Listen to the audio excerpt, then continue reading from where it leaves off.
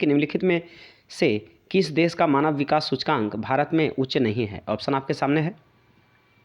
तो देखिए इसका करेक्ट आंसर होगा ऑप्शन डी है ना, म्यांमार। चलिए अब देखते हैं अगला प्रश्न। अगला प्रश्न आपके सामने है कि निम्नलिखित में से कौन सा देश उच्च मानव विकास स्तर में सम्मिलित नहीं है? ऑप्शन आपके सामने है।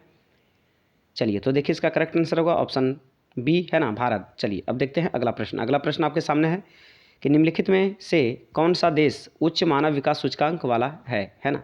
ऑप्शन आपके सामने है।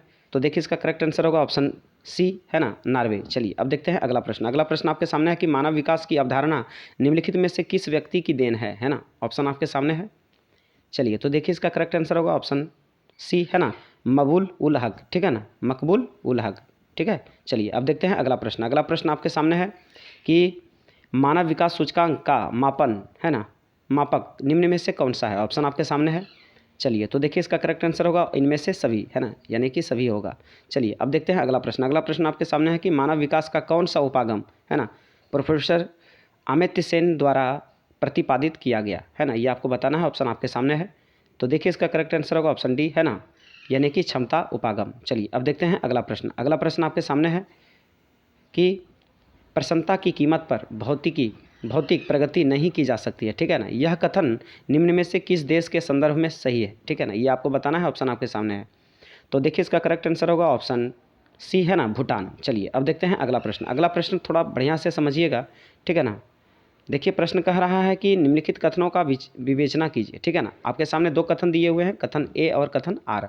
कथन ए में कहता है कि वियतनाम का मानव विकास सूचकांक भारत से कम है। ठीक है ना, और कथन आर कहता है कि वियतनाम की प्रति व्यक्ति आय भारत से कम है। ठीक है ना, अब ये आपको दोनों कथनों को ध्यानपूर्वक से समझना है ना, और उसके बाद दिए गए ऑप्शन जो है आपके नीचे है ना, इस ऑप्शन से आपको सही मिलान करना है, कौन इन कथनों से मेल खाता है सही। ठीक है ना, ये आपको बताना है। ऑप्शन आपके सामने है। तो देखिए आपका करेक्ट आंसर होगा ऑप्शन डी है ना, यानी कि ये गलत है ना, परंतु आर क्या है, सही है। ठीक है ना, ए नंबर कह रहा है कि गलत है और आर क्या है, सही है।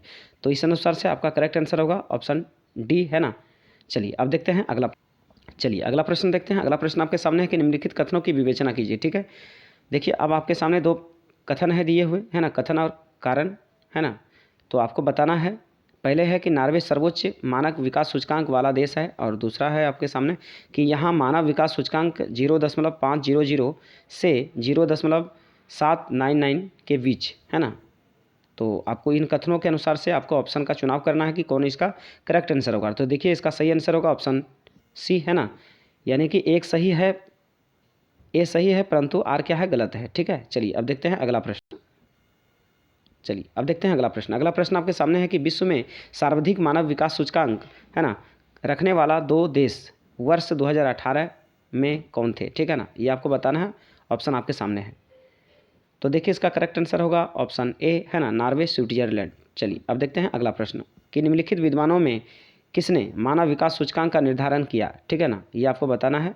और ये देखिए बिहार के बोर्ड एग्जामों में 18 और 20 में भी ये प्रश्न पूछा जा चुका है।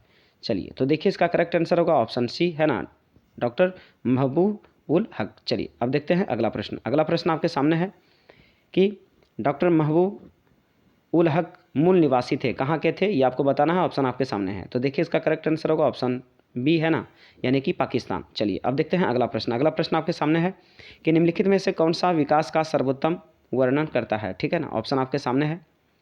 चलिए तो देखिए इसका करेक्ट आंसर होगा ऑप्शन बी है ना, गुण में धनात्मक परिवर्तन। चलिए अब देखते हैं अगला प्रश्न। अगला प्रश्न आपके सामने है कि मानव विकास की अवधारणा निम्नलिखित में से किस विद्वान की देन है? ठीक है ना, अथवा आप ऐसा भी कह सकते हैं कि निम्नलिखित विद्वानों में किसने मानव विकास सूचकांक का निर्धारण किया? ठीक है ना, ऑप्शन आपके सामने है। इस प्रश्न को दो प्रकार से पूछा जा चुका है और दोनों का मतलब अर्थ एक ही है। ठीक है ना, अब देखिए आपके सामने नीचे प्रश्न का ऑप्शन दिए हुए हैं, आपको सही ऑप्शन का चुनाव करना है। चलिए तो देखिए इसका करेक्ट आंसर होगा ऑप्शन बी है ना, डॉक्टर महबूब उल हक। चलिए अब देखते हैं अगला प्रश्न। अगला प्रश्न आपके सामने है कि निम्नलिखित में से कौन सा देश उच्च मानव विकास वाला नहीं है? ठीक है ना, आपको नहीं का चुनाव करना है। चलिए तो देखिए इसका करेक्ट आंसर होगा ऑप्शन डी है ना, मिस्र। तो प्यारे बच्चों, ये वीडियो आपको कैसा लगा आप ज़रूर कमेंट कर बताएं, और जितना ज़्यादा से ज़्यादा हो सके इस वीडियो को शेयर करें, और वीडियो अच्छा लगा हो तो लाइक करना ना भूलें, और चैनल पर पहली बार आए हैं तो चैनल को सब्सक्राइब कर लें और बेल आइकन प्रेस कर दें, जिससे कि हमारे द्वारा अपलोड की गई वीडियो की नोटिफिकेशन आपको टाइम पे मिलता रहे। तो चलिए हम फिर मिलते हैं नेक्स्ट वीडियो में, तब तक के लिए जय हिंद, जय भारत, वंदे मातरम।